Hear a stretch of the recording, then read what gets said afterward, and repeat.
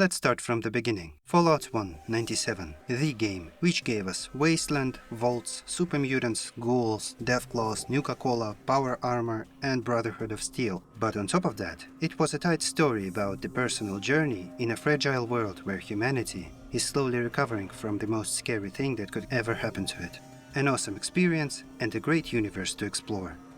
Fallout 2, 98, a worthy sequel built in the same world with the tone all over the place, expanding the lore, adding more sarcastic remarks and pop culture references, which many actually found suited for the tone of the series. Enclave, Voltec experiments, another Power Armor, the feeling of exploring an unknown world and having good time while doing it.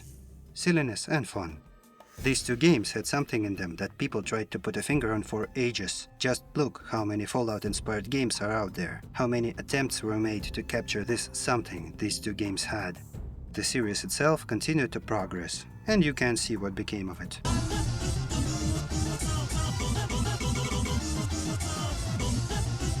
Things have changed. And you may ask yourself, how did I get here? Obviously, it must be pretty hard to maintain a consistent tone when there are 76 games in the series. But it's sad that none of them conveyed it like the first one. From a story about surviving in a desolate, post-apocalyptic world, it has turned into a theme park where you visit places with often silly backstories and occasionally blow shit up for fun. Not that it's a bad thing, it's a thing. Still, I'm a big fan of two classic Fallout games. And if you're somewhat like me, I want to ask you a question. How do you feel about this change? Don't you sometimes just want to erase your memories of the series and go through it again from the beginning, hoping that this time it will be better? Meet Olympus 2207, a total conversion mod for Fallout 2. It features a complete graphics overhaul, a new universe, similar but not related to Fallout, changes some mechanics, and adds a handful of new ones, plus rebalances how things work. If you squint a little, it looks like a distorted version of the original Fallout. The Wasteland, bad guys in Power Armor, good guys in Power Armor, a Deathclaw, another Deathclaw, Ghouls, Super Mutants. Okay, that's a stretch. Still, these guys look similar. They're huge, and they are cannibals. Playing this game, you will inevitably draw comparisons to the things you know from Fallout, unconsciously looking for equivalents to everything you encounter. And you will find them, but for the most part, your expectations will be subverted in one way or another. This feeling of subversion will haunt you 90% of the time. It's the closest thing you can get to experiencing classic Fallout, having already experienced it. The game is on par with Fallout 1 in terms of size and amount of content, and the average playthrough is about 25 hours long, so the comparison is pretty accurate. And here's my take on it. But before we delve into details, here's how to play it. The game can be found on the official site, and you're gonna need a copy of Fallout 2 to play. Download the game and follow the instructions. There are a couple of technical issues that you can run into while installing the game. If you do, read the topic on NMA or ask questions on the Discord channel. Everything should be just like with Fallout 2, including its general slowness. Fortunately, the game has SFAL. SFAL? Really? Fortunately, the game has SFAL included, so I recommend fixing that right away. Also, try not to use screen resolution lower than 800 by 600 and everything should be fine. The English translation repository is open for everyone, so feel free to contribute if you want to make the game better. The translation is okay, but not perfect, so I would appreciate your efforts greatly. And with that out of the way, let's delve into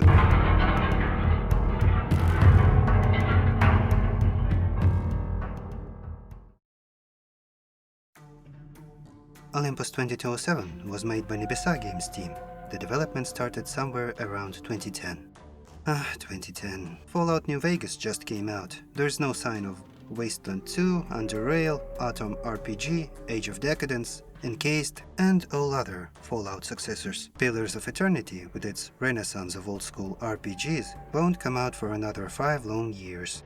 One man suddenly feels the urge to play a decent RPG. With nothing suitable at hand, he decides to make such a game himself. As a basis, he takes one of his favorite games, which he has experienced modding. After some initial work, the team grew up to a whopping 3 people, and in 4 years, the game was completed.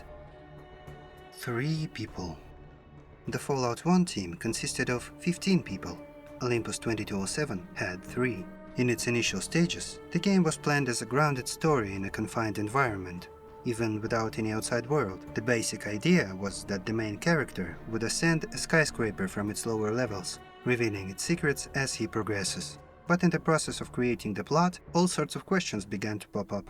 The answers resulted in an expansion of this world, as well as backstory and lore. A design document was created, which, among other things, explained the events that preceded the game, and not everything from it ended up being included. Nevertheless, the world became bigger. Too big to handle, actually. Some things had to be cut at some point. According to the lead developer, about 30% of the game didn't make it into the final version. And the game was released in 2015 in Russian. It was played by a handful of people and praised in narrow circles for its world building and graphics, and hated for its strange ending, but we'll get to that. Also, it was a little broken. Then, years later, the game finally got an English translation. You might have seen the news about that on some gaming sites. Huge Fallout 2 mod finally translated from Russian into English. Olympus 2027, a famous Fallout 2 mod that completely replaces the original game with the new settings and storyline, is now finally available to play. Olympus is centered around Olympus, an enormous tower in Silicon Valley that becomes a fortified heaven for surviving billionaires. Mad props to Emma Kent from Eurogamer, who actually played the game before writing about it. Anyway, together with translation, the game got many fixes and changes from its original devs, and now it's definitely less broken. Let's look at it.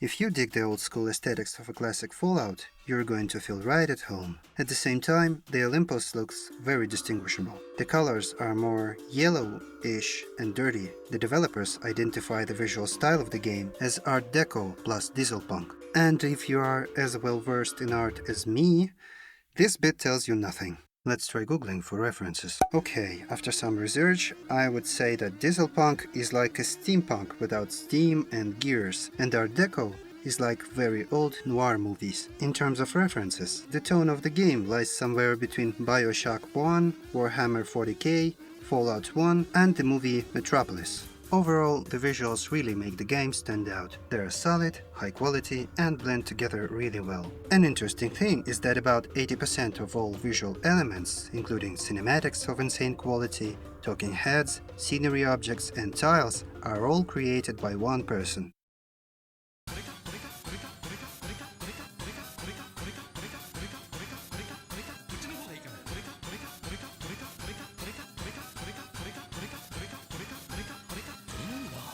I was surprised to find out that most of the human sprites were made by another team member, the lead developer, and they feel similar to the sprites from classic Fallouts. I mean, the good ones, not the lazy ones. Even the animations look more or less the same, while being completely different, like they were made in Russia or something. There is also a mascot, an orange man instead of a Vault Boy, so you can't say that the game doesn't have a face. He's obviously not as charismatic, but you know what?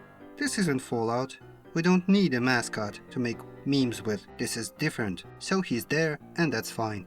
The music is another thing that adds to the atmosphere. Most of it was written by a French musician, The Glow Inc., and it sounds great. It's not Mark Morgan, it's different, it's good, and it sets the mood. Unfortunately, the musician wasn't able to finish his work, and the devs had to borrow some musical snippets from other games and artists. It's understandable, but sad. I wish The Glow could finish what he started. Okay then, let's talk about mechanics and story.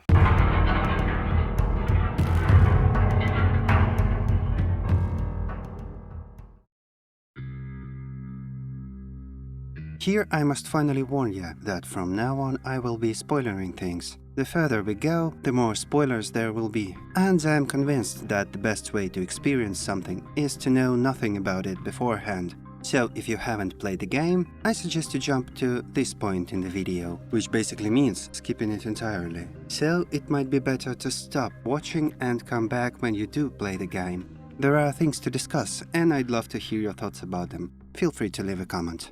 Let's go. You are born in Tartarus. The outside world is devastated by the Great War that has led to the extinction. The outside world is devastated by the Great War that has led to the extinction of all life. Tartarus is the only safe place there is.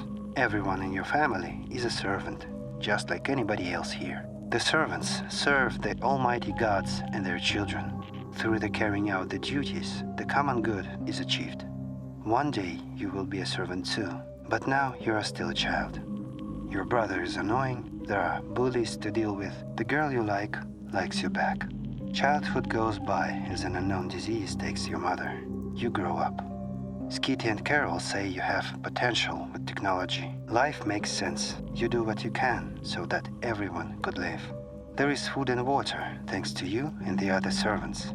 The place remains safe thanks to the sons of the gods who protect everyone from terrible creatures of the outside. The herald says there is hope for a better future. Someday, the gods will cleanse the outside world from all dangers, and everyone will go out and live free and happy. Life goes by, and you don't know of another. Everything changes the day your father gets sick, the same way your mother did. The local doctor says there's nothing he can do, because there are no such meds in Tartarus. By a strange coincidence, you find yourself outside of your home, in Purgatory, a terrifying place filled with nasty creatures, and then outside. Thinking of your father slowly dying in Tartarus, you gaze upon the unknown world before you. Now you decide what to do. Okay, the tutorial stage comes and goes, then stuff happens and you are thrown into a local wasteland. At this point you have a quest in your pocket and you are free to do whatever you want. You may have some questions though. For example, where do I go? Why am I being irradiated so hard? Why everything is so hostile and so good at killing me? Like, remember ants in Fallout? Ants, the most basic enemy, which could be put down with little to no effort. Here they are wrecking your shit. And look at these guys from your first encounter. They have pistols shooting rockets. See you later. Gradually, you learn about the world around you. The wasteland is called Radius because, duh, there are several valuable things in Radius. Food, water, guns to protect yourself with, and meds to prevent yourself from dying. Each of these things is provided by a certain major faction. They trade and they survive. But there's one place which has it all. Safeness, food, water, meds and happiness. Every child in Radius knows that. Obviously, it's that looming skyscraper that you can see from any point of the valley. If only to get inside. But you already learned the tricky part about that, didn't you?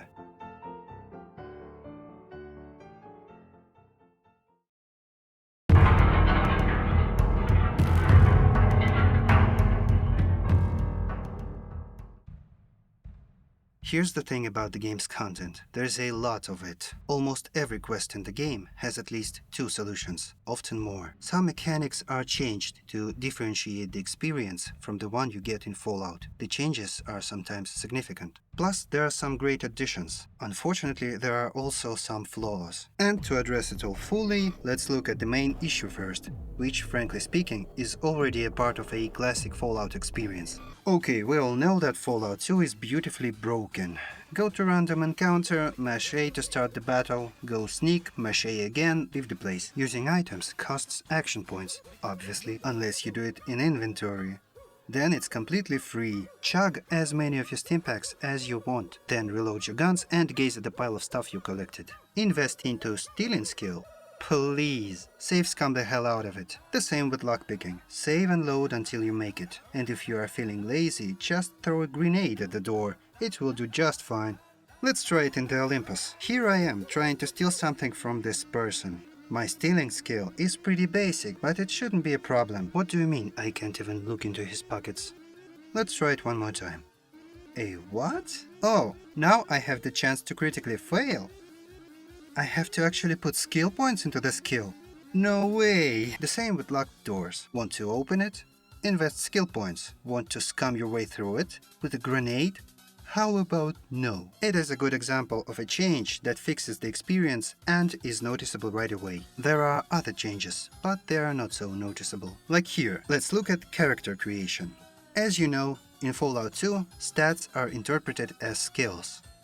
Okay, let me elaborate. The whole point of a skill is the higher it is, the better you get at something. Invest in speech, you get more dialogue and exposition. Invest in melee and punch faces faster and harder, and so on. I mean, the whole point of the game is to get leveled, to get more skill points, to get better at something. And the stats, despite being a mostly static thing that you define once, are treated in similar way. The higher the stat, the more stuff you get. More content, more fun, more everything. The amount of skill points you get per level is defined by your intelligence. The amount of action points is defined by your agility, and so on. Now, we all know this is stupid. Okay, what I mean is that it kind of makes sense in a logical way, but still. Ask yourself a question. Do you like to be bad at something? On purpose? Do you like to have a feeling that your low stat makes you miss out on the content the game has to offer? I guess that's why some people are cheating their characters into becoming a 10-point in every stat man. Because no game is going to tell me that I'm bad at something and I'm going to hoard every bit of content there is. But here's the thing. Olympus has something not present in classic Fallout. It is called archetypes. The archetype is defined by the combination of stats at the beginning, and it determines how the game will react to you, but not on a better or worse basis, as in the case of low intelligence and high intelligence characters. Example, you have low int and high luck. This is a forest archetype. You obviously have less skill points per level and higher crit chance. But you also get 2 additional movement points for free. Sometimes a hostile character will suddenly suffer a fatal accident in the middle of a dialogue, or you get the chance to completely skip a really long quest and still get all the experience and the best possible reward just because you are so blunt to say just the right stupid thing in the right moment. Your luck and stupidity are paving the way for you, and it is hilarious. Feels like a completely different game, right? When you have other, better options which don't rely on how high your stats are, it works differently. You know, roleplay, replayability. What's more is that 3 starting characters. Remember that you have starting characters in the Fallout game. Like, who actually played them for once? Anyway, now each of them assigned to a corresponding archetype, so they're actually worth trying to see how your experience changes. The downside here is that it could be fleshed out a little more. It is there and it's noticeable, but this forest archetype could be an experience similar to the Malkavian playthrough in Bloodlines. Also, the game could be a little longer to elaborate on that. And as I said before, there's still an issue with stats and skill progression. So this is a great idea in its current form, and sometimes it is a lot of fun, but it needs polishing. Another thing that can change your gameplay experience is one of the traits, mechanical memory. It basically turns your game into Skyrim again. All your stats are lowered by 1 point, but your skills grow as you use them. This has some limitations, of course. It is tedious to use and interesting to try. In my opinion, the reduced stats are too much of a penalty, but it's definitely not a Fallout 2 gameplay. And at least you can make something of your low intelligence character. On the topic of game mechanics, the game offers you some more things. 1. You cannot pick the gender of your character. Instead, you can pick the skin color. It is a strange exchange. My guess, it was done to give the game something to distinguish from the Fallout. And it may even sound like an interesting topic to explore, but all difference there is the amount of quests. If you're black, there is more. Pretty underwhelming. 2. There are hints implemented. Looks nice. 3. There is a tutorial stage. It does its job well. The quests are mundane and simple, but they teach you the basics, and the moment of being kicked out is super cool. And it hits much harder if you have spent some time in Tartarus, getting accustomed to its dwellers and the local way of life. People here are just trying to make it better for everyone around. You get to know them, and that's what tutorial does best. Oh, and it can be completely skipped, unlike the Temple of Trials, for example. 4. The gambling skill is replaced with Casanova, which is a total waste and has no actual use. Despite nearly every female character having check on this skill, you have around a couple of them to seduce. And this skill affects 1, maybe? Again, this one feels underdeveloped. 5. There is a life cycle system for the settlements. Inhabitants go to sleep at nights and walk around doing stuff at daylight. It adds a little liveliness to the world, especially considering that in some quests you get to interact with these static NPCs, which also adds to the effect. Interesting, but nothing outstanding. And there is the crafting system. The game offers you a neat crafting system coming in two different forms. One, you can use workbenches in some locations to make an average gun from gun parts. And two, you have a special handmade system button on the interface panel. With the necessary skill high enough and with some junk lying around. By the way, the loot in this game is generated randomly. You can assemble yourself a piece of armor or a rocket launcher. You need to learn the recipes. It happens naturally when your skills increase. Also, you can learn them from someone. The system looks pretty good, especially for the Fallout game. There are even some quests where you can use crafting as a mean of solution. Now, I first played Olympus back in 2016. Doing it again in 2021, I didn't even remember the crafting system being there. Why? The first and obvious reason, it is completely optional. I imagine the developers intended it to be optional, so you could enjoy the game without ever using it. But the way it's implemented is not very good. Example. In one of the locations you can recruit a companion. To do that, you need to assemble an item from other two items. Each of these two items comes as a reward in a corresponding quest. So you need to do two quests, do the crafting, and do the recruiting. The companion is cool, so it feels worthy to do all that. The thing is, you can also do just one of these quests and then pass a speech check to get an item to do the recruiting, or even to skip it all completely and pass one check to do the recruiting. Some would say, oh cool, I have a choice. That's good, but still, you can see that these options are not nearly equal. If reward is the same, why bother taking the long road? It is called devaluation. This case repeats on a couple of more occasions. Like here, you can do a quest to get the recipe of assembling a fake armor, but you can also buy the real one from a merchant a couple of steps away. It's better in terms of stats, and it's easier to do this. Again, why bother? But what if it was the other way around? If the game played fine with the stuff you find, but the things you could craft were better? Let's take it one step further. What if you could create items you won't get any other way? What if you could upgrade your weapons, making them unique and cool? Maybe assemble a power armor. Hey Fallout Nevada, or build some non-viable ammunition types. For example, incendiary, to set enemies on fire. Wouldn't it be encouraging to use the crafting system?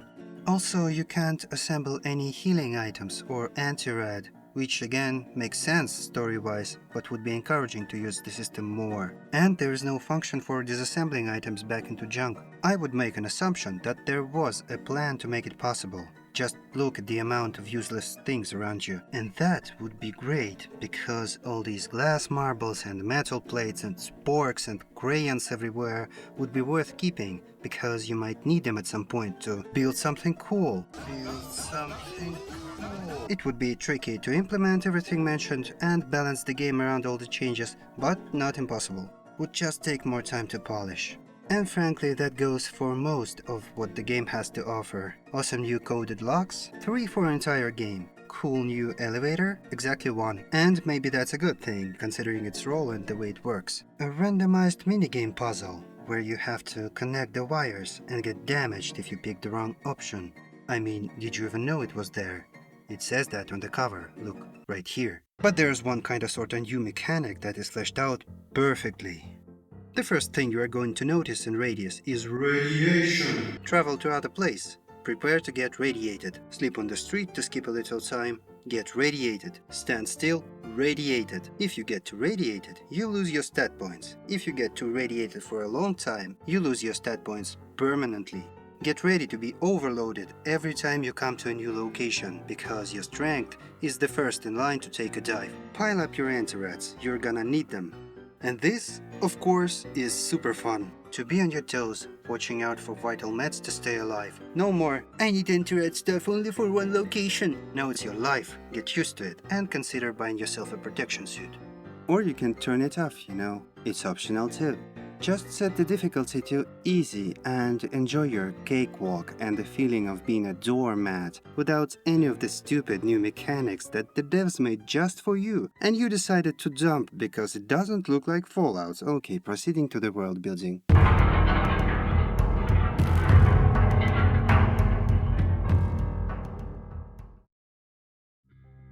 In addition to the Tower of Olympus, there are 4 major settlements in radius and several smaller ones. Here's a little military establishment, currently occupied by a gang of raiders known as Jackals. Do you know why they are settled here? Because this place had a stash with weapons, together with functioning facilities for repairing them and producing ammo. And the good weapon is literally the first thing you should get in radius. So, some time ago, they set up a base here and started raiding the surroundings. Eventually, one of their squads stumbled upon an intact pharmaceutical facility with a settlement around it. As it turned out, the locals were quite good at chemistry because they had just synthesized the drug they call the drop. It makes you happy. And you would want to be happy in a goddamn post-apocalypse, wouldn't you? So the raiders decide, screw the boss, we are settling in here. They restart the chemical production and put themselves in charge. The place is now known as Rainbow. It is filled with all kinds of junkies, drunks and lowlifes. The best place to have fun. Around the same time, the Jackals have a clash with another faction, the New World Order. A democratic-looking settlement formed around a canning factory. A tight-knit community working hard to solve the food problem. Because obviously there is a food problem in the wasteland. Canned meat answers a lot of needs of the people of Radius, and these guys can provide it. On the other side of the wasteland, a vault opens. Yes, there is a vault. It turns out some rich people foresaw a nuclear disaster and bought the bankrupt Lifeforms vault for themselves and their families, equipping it with all the necessary state-of-the-art technology. After 3 or so generations, the vault's equipment, such as clothing machines and food synthesizers, started to break down, so the residents had no choice but to open the door to the outside world. What they did have was the way to produce clean water and a working wine machine.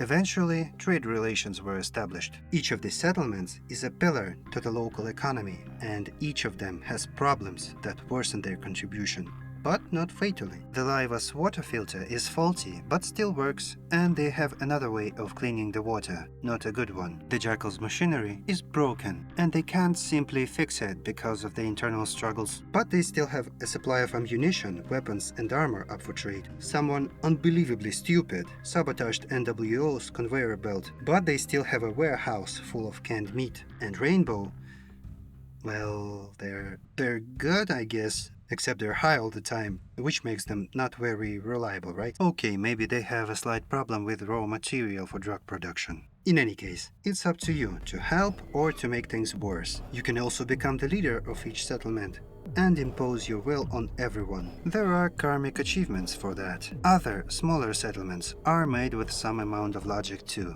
There is a subway station, which holds refugees from all over the radius, because together is easier to survive, and the station provides some degree of protection. There's a little tribe to the north, surrounded by mountains. These mountains soak the radiation like a sponge, but at the same time they emit it in smaller quantities.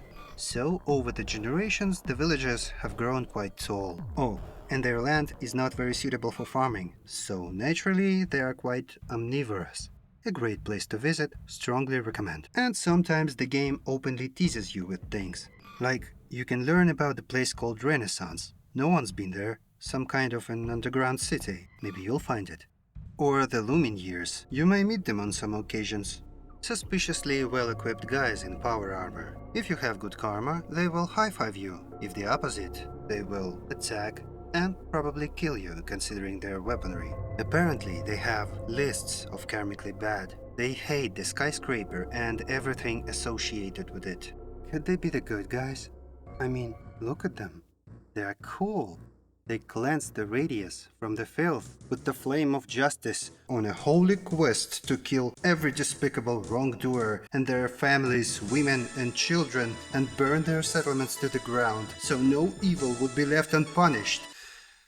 Wait, that is interesting. It doesn't make any sense. I want to know more about them. Who are they? Where to find them? What's their deal with Olympus? What's with that scuba gear instead of power armor? Do you really want to know? Nothing of that will be revealed in-game. Nothing. Such an interesting faction is left without any explanation and relation to the main plot. They're just there. You can find a suit of their armor, a quest involving them, you can even find their outpost, but that's it. And this is awesome. Are you serious, Gecko? Why do I need the stuff in my game that goes nowhere? The things like this one expand the universe beyond the game. You don't get all the answers. You are left hanging, curious. You want more of this world and you will remember it. But let's get back to the Radius and its major factions. A huge gang of raiders who hate each other and held together only by sheer craziness of their leader. They need to trade in order to live, so they have a huge market set up right in front of their base, and it's completely safe. Then we have a pharmaceutical factory where everyone is super high, and there's this drop drug with its super goddamn dark backstory. The factory provides great protection. Raiders in charge have some great weapons. But they need to trade to live too, so they produce and sell the drop and other meds. Next we have a new world order. A big, hard-working family, despising everyone who is not one of them. They can maybe accept someone who is beneficial. It is a place of democracy and equality. But the leader's position is inherited, and their current leader is dying from some sickness. His grandfather is a decomposing ghoul. His son, who is also his successor, is dumb as a cork. His wife sleeps with everyone and has questionable taste in the matters of healthcare. The cannery building makes them hard to overthrow, and there is also a faction of soldiers in their ranks, which means good weapons and the ability to handle them. And there is the Vault. No Vault experiment, just another generation in a line of rich people who are used to looking down on everyone. They have a fine damn vault to take refuge in, the best place to live in a whole radius. Free wine, clean water, beautiful music, thick walls. If only there were less of those annoying stupid people around, right? Stupid, unimportant people, so no reason to let anyone else in and no reason to leave the place. What? Arrogant as hell? No, it's not arrogance, it's just the superiority. Oddly enough, there is a brilliant scientist there, whose family has spent a lifetime developing energy weapons, and who is obsessed with making them. An interesting thing about it is that energy weaponry doesn't exactly fit in classic diesel punk, unlike ray guns, pneumatics, and Tesla. But we still have that skill, so I think it was easier to include energy weapons into the game than to remove the skill. And I like that. The guns are beautiful. But back on topic. Do you see what all these settlements have in common? First, each of them is located around some facility that produces something of value and is fortified. No nuclear bomb line in the middle, no town of kids. There are kids though, a whole gang. You can go rob caravans with them or help them to get drunk. Great stuff. And the second thing, which you don't realize right away. With few exceptions, no one is likable.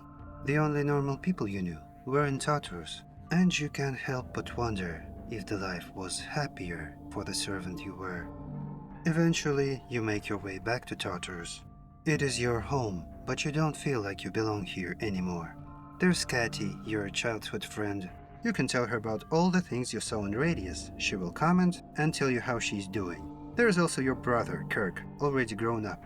A good old Smithy, he reeks with booze, just like before. Here's Dr. Pat, a local healer. And there's your father, dying from radiation sickness, which you learned about before getting kicked out of Tartarus and totally forgot by now. So this is your equivalent of Find the Water ship. Let's talk about the main quest and game structure.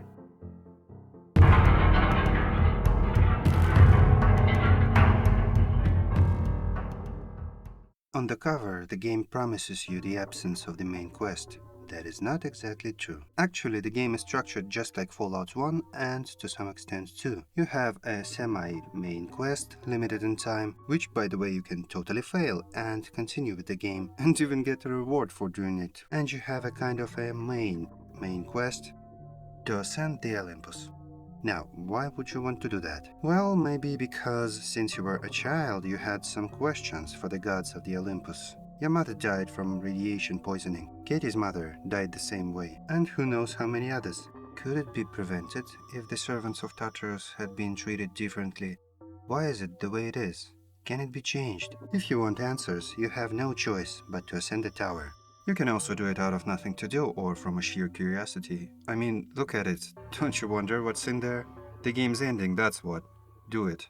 Anyway, you have a path to walk and you have settlements to influence. Classic. Moving on.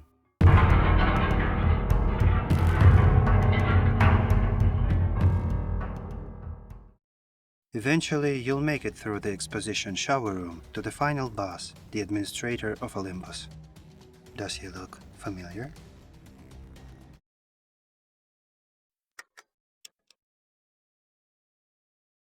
Oh, if you're lucky, he'll tell you a little about his motivation. Whether you share his point of view or not, you can't take his side. As it turns out, you're not the first person to come here. Every once in a while, someone tries to take the administrator's place. So he's a little nervous. You have to deal with him, with or without a fight. And at the end, you'll be given a choice, which in the latest version of the game doesn't even feel shoehorned. Then you'll get an ending, which depends heavily on your karma and actions. There are quite a few, but you won't get all the answers. For example, what is Olympus? And who are all these people? How did the place come to be? What's with the caste system? What about this funny hat? Now, as I said in the beginning, the Olympus had an extensive design document describing a lot of things which didn't make it into the game. And armed with it, I'll try to tell you how it all happened. Or at least my take, because there are white spots and things open for interpretation. And my imagination runs wild and I'm not gonna stop it. If you're interested, here it is. This video is way longer than I expected it to be, so no narration this time. Still, I think it's kind of cool. The story looks cohesive, the design document helps to fill in the gaps. There's a lot of interesting info in it. There is also some stuff I personally didn't like, so I won't be talking about it. Like why there are old records instead of holodisks, or the part about wave science. The last thing that I'm going to mention is that the universe of Olympus is different from ours. World War II never happened. The countries you see are not what they seem to be. Like the USA is a vassal of Great Britain because of the debts. Hence the name Great States of America. And United Empire of Russia is actually a democracy. Maybe developers will retcon this, so don't quote me on that. But you can still find some hints about the world situation in game, some records mention it, and even one of your companions is kinda sorta... Oh yeah, there are companions in this game.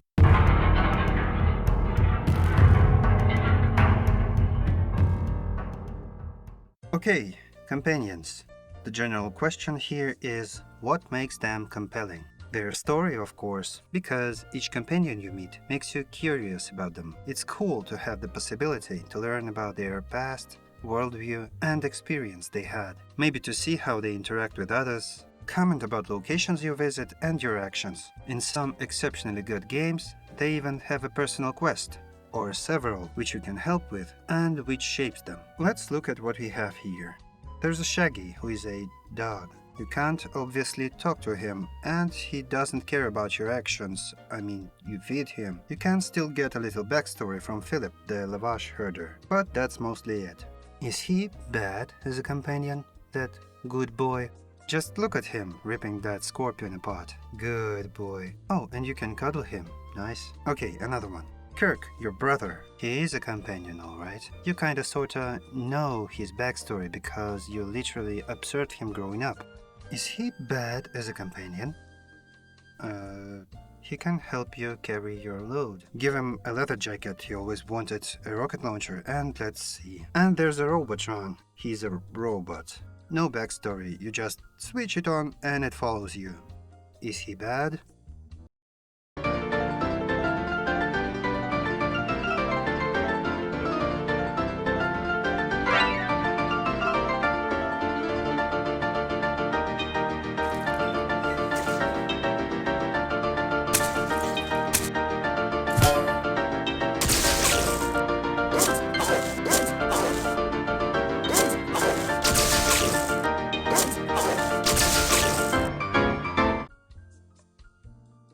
This is hilarious. Too bad you can completely miss him or find him near the endgame, where he is basically useless. There is also a handful of temporary companions, which are available only during some quests. Nothing exceptional here. Okay, no matter how I make it look, the companions are not very interesting. But they are still okay and kinda memorable thanks to design decisions. And that damn Robotron is fun as hell. Could this use more polish? Definitely. As I talk about polish all the time, maybe let's get to the downsides of the game.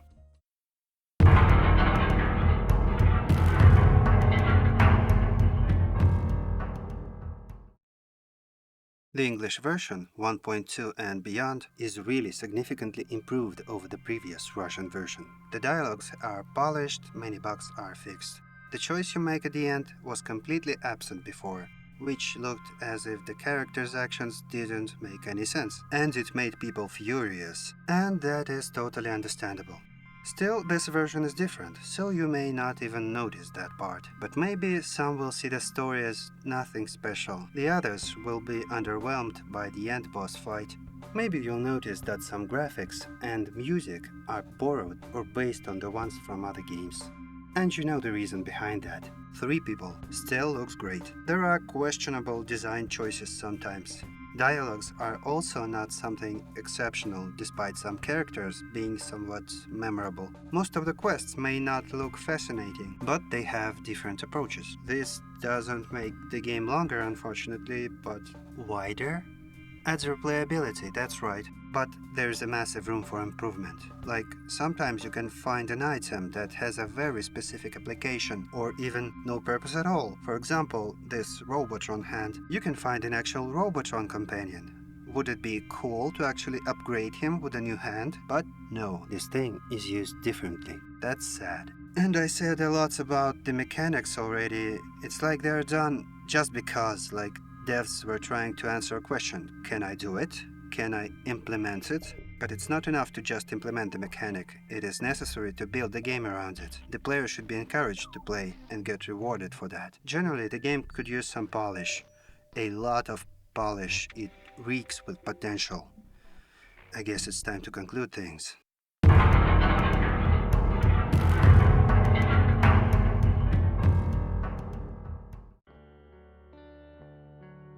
I'm going to be honest with you.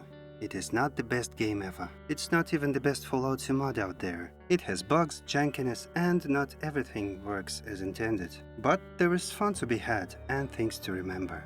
And this world, it's fascinating.